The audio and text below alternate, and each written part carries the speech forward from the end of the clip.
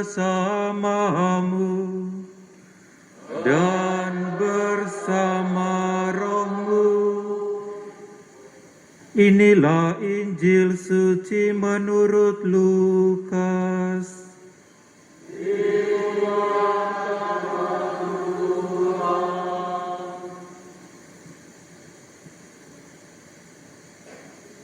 Ketika Yohanes Pembaptis mewartakan pertobatan, orang banyak bertanya kepadanya, "Jika demikian, apakah yang harus kami perbuat?"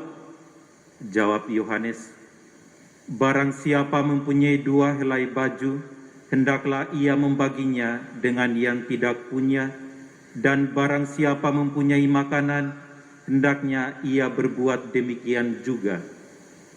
Pada waktu itu datang juga pemungut cukai untuk dibaptis, dan mereka bertanya kepada Yohanes, "Guru, apakah yang harus kami perbuat?"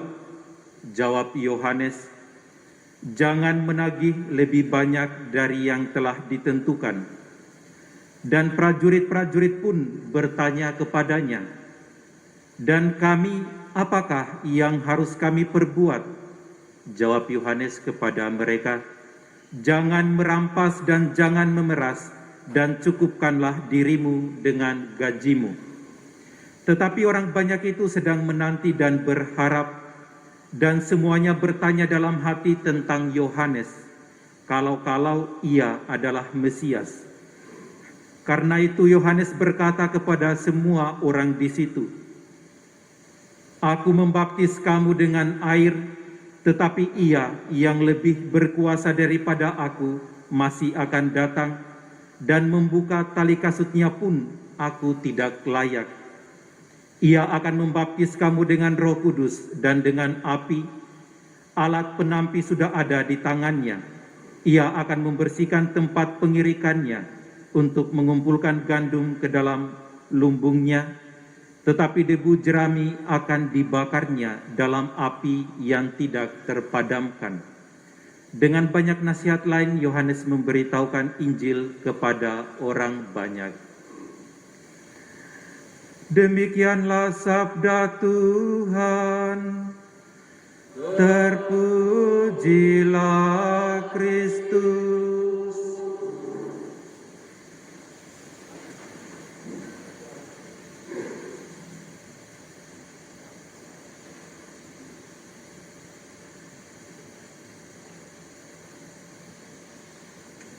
Apakah yang harus kami perbuat? Sangat menarik untuk merenungkan pertanyaan ini yang ditujukan pada para pendengar kepada Yohanes Pembaptis ketika dia mewartakan kedatangan Sang Mesias dan merupakan agar mempersiapkan jalan bagi kedatangan Sang Mesias itu. Apakah yang harus kami perbuat? Pertanyaan ini pula pantas juga kita renungkan saat ini. Sebab hari ini kita sudah memasuki Minggu Advent yang ketiga. Itu berarti kita sudah menjalani masa Advent selama 2 minggu. Apakah kita sudah mempersiapkan diri dan apa yang sudah kita perbuat dalam persiapan diri kita? Bapak, Ibu, saudara-saudariku yang kami kasihi, saat ini mungkin sudah banyak yang kita lakukan dalam rangka mempersiapkan untuk menyambut kelahiran Sang Mesias, baik secara pribadi maupun secara bersama dalam komunitas-komunitas kita atau dalam keluarga kita masing-masing.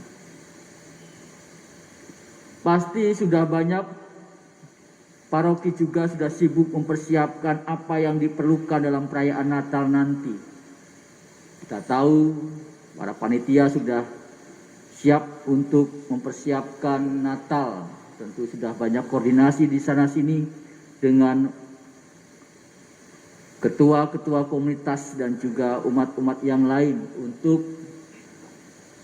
kelancaran persiapan Natal nanti. Pasti sudah banyak juga, semua memang perlu sebagai salah satu bentuk syukur dan kegembiraan kita dalam perayaan Natal nanti.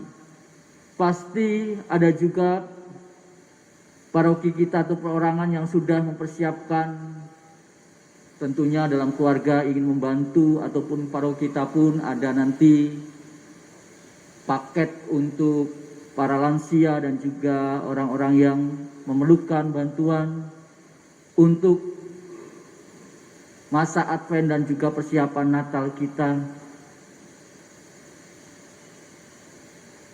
Namun kita juga perlu merenungkan dan juga menerapkan apa yang dikatakan oleh Yohanes Pembaptis dalam Injil hari ini. Lewat Injil hari ini tentunya Yohanes memberi jawaban tentang persiapan yang paling dibutuhkan. Persiapan apa itu? Yaitu pertobatan atau perubahan hidup.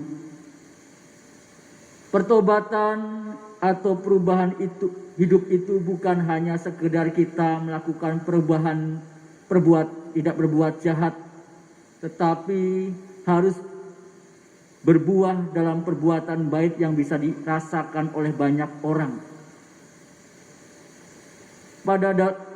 Dalam pewartaannya, Yohanes Pembaptis juga mengatakan kepada kita, barang siapa mempunyai 2 helai baju, hendaklah ia membaginya dengan yang tidak punya. Dan barang siapa mempunyai makanan, hendaknya ia berbuat juga demikian. Tentu kata-kata ini yang sama dikatakan oleh Yohanes Pembaptis kepada orang-orang yang bertanya kepadanya. Pertobatan itu juga harus berbuah kebaikan. Pertobatan itu juga harus berbuah sukacita kepada orang lain tanpa dirasakan oleh banyak orang. Sehingga jelas bagi kita yang harus kita persiapkan adalah cinta dan juga perbuatan cinta kasih kepada sesama. Perbuatan cinta kasih itu berarti kita harus rela berbagi apa yang ada pada diri kita sebagai berkat Tuhan dengan sesama kita. Sehingga tepatlah yang dikatakan oleh Paulus dalam bacaan yang kedua yang mengatakan, hendaklah kebaikan hatimu diketahui semua orang. Tuhan sudah dekat. Dengan demikian tentunya ada benarnya. Tentu paroki kita pun maupun secara pribadi atau keluarga-keluarga menyiapkan paket Natal untuk kebaikan kepada sesama dalam rangka merayakan Natal. Besok kita akan bersama-sama melalui seksi kesehatan juga mengadakan bakti sosial, pemeriksaan gratis bagi masyarakat sekitar. Tentu orang-orang yang memerlukan atau orang-orang yang kurang mampu, kita ingin berbagi dengan mereka. Namun semuanya itu harus dilakukan dengan penuh sukacita, tanpa syukur dan kasih kepada Allah lewat sesama, bukan hanya sebagai penampilan saja. Harapannya juga demikian di paroki kita. Kita tidak hanya berbagi hanya untuk mementingkan diri sendiri, tapi juga kita dengan ketulusan hati, dengan kerendahan hati, semampu hidup atau semampu paroki kita ingin berbagi. Semuanya itu kita lakukan dengan penuh sukacita dalam Tuhan dan juga sebagai ungkapan pertobatan kita. Sabda hari ini baiklah kita renungkan dengan sungguh-sungguh agar kita tentunya mempersiapkan yang terpenting dalam menyambut kelahiran Sang Mesias yang membawa sukacita bagi manusia. Tentunya sabda yang kita dengar hari ini sangatlah tepat untuk kita hayati. Sekarang ini begitu banyak orang yang khawatir, apalagi masih dalam masa-masa pandemi. Meskipun orang melihat pandemi sudah menurun, tetapi dampaknya masih dirasakan sampai saat ini. Sekarang ini begitu banyak orang yang khawatir akan kehidupannya. Sekarang ini banyak orang yang merasa kehilangan harapan karena persoalan dan beban hidup yang mereka alami. Banyak juga yang juga merasa tidak lagi merasa kasih Tuhan dalam hidupnya. Bahkan sekarang ini juga banyak orang yang beriman yang hidup hanya memikirkan diri sendiri. Tidak lagi peduli dengan sesamanya. Lewat bacaan hari ini tentunya kita diingatkan kembali bahwa Allah sungguh mengasihi kita. Kita masih diberikan rahmat kesehatan, rahmat kegembiraan, sukacita dan juga persaudaraan. Bersama-sama dengan keluarga kita, dengan saudara-saudara yang lain. Itulah bentuk kehadiran Allah dalam hidup kita. Tentu inilah bentuk kegembiraan diri kita juga bersama-sama dengan Tuhan. Apalagi kita akan menyambut kelahiran Tuhan Yesus dalam diri kita. Kelahiran Yesus adalah sukacita besar kepada kita. Sebab dengan demikian Allah tinggal bersama dengan kita. Ini adalah harapan dan sukacita besar karena dengan demikian tentunya kasih Allah yang sungguh luar biasa itu hadir dalam diri kita.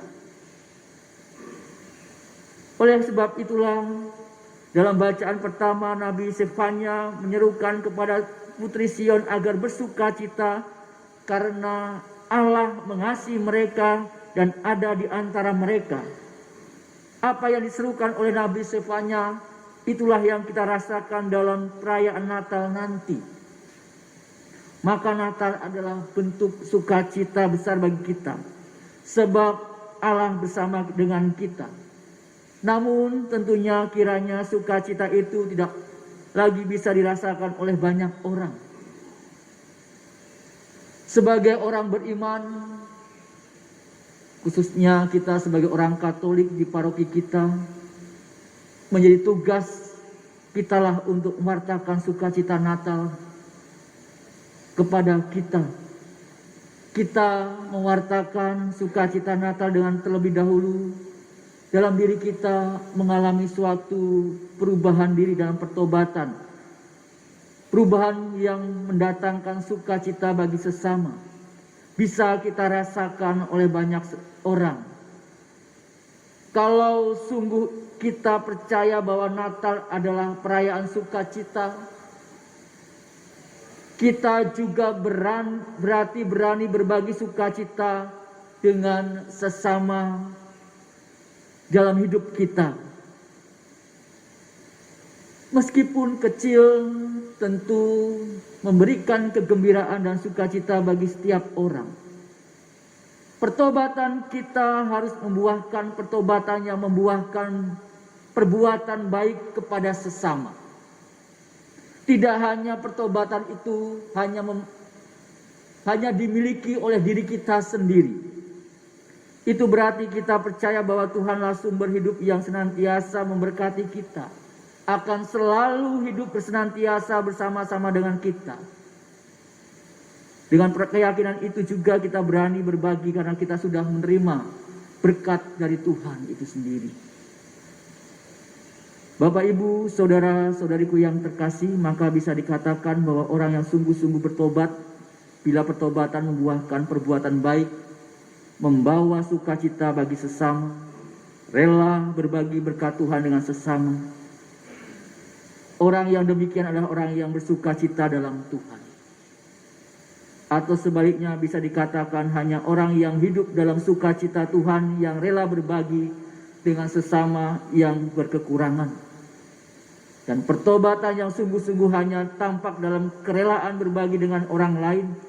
Inilah tentunya seruan Yohanes Pembaptis bagi kita. Dengan kata lain, kita menjawab apa yang diserukan oleh Yohanes Pembaptis, apa yang harus kami perbuat dalam diri kita.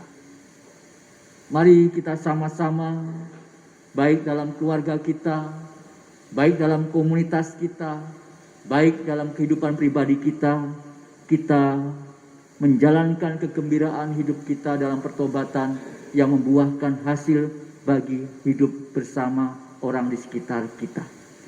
Kemuliaan kepada Bapa dan Putra dan Roh Kudus, seperti pada permulaan, sekarang, selalu, dan sepanjang segala abad.